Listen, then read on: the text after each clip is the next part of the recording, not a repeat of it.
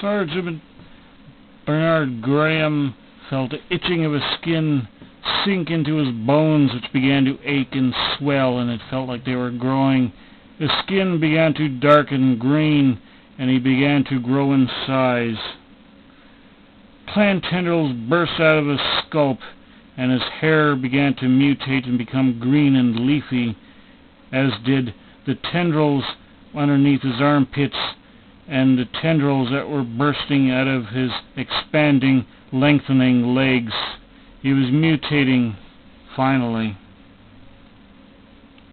The sucking sound between his legs signified that he could now truly call himself the mother of a new species, and she screamed as her chest heated up and her memories began to expand and fill with plant sap as more green growth burst out of her mutating human plant skin.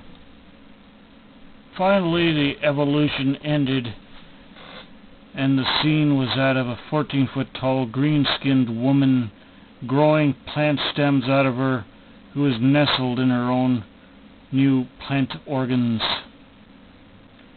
She shuffled herself about, stunned with the changes, and slowly acquainted herself with her new appendages, which weaved about and slid about the deck as new leaves burst out of them and grew and absorbed the sunlight that she would need to further herself.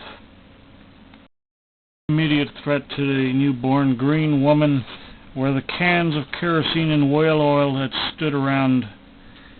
She picked them up with her plant tentacles and flung them over the side of the ship as far as she could, and then she concentrated on the comatose doctor, who she discovered still had a beating heart, although a mind that seemed to be kept alive on life support by the plant parasites within him.